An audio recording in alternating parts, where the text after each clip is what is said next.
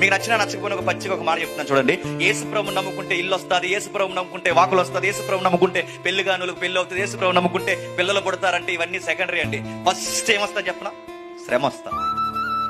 నీ ఇంటి వారు నీకు వ్యతిరేకమైపోతారు, నీ స్నేహితులు నీకు దూరం అయిపోతారు, నీ సంసారంలో రగడ స్టార్ట్ అవుతుంది. నువ్వు యేసు ప్రభులో భక్తిగా ఉన్నంత కాలం నీ జీవితంలో తెలియని పరిస్థితులకి రివర్స్ జరుగుతుంటాయి. ఎందుకు ఇలా జరుగుతున్నాయి ప్రభు అంటే ఆన్సర్ ఉంది బైబిల్లో, నువ్వు ఇంటికే పిలువబడ్డావు అన్నాడు.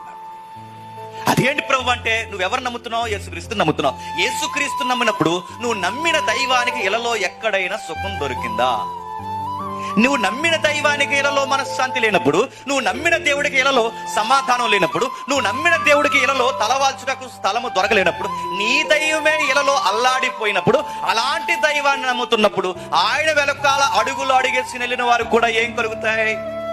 శ్రమలే కలుగుతాయి. Download ShareChat.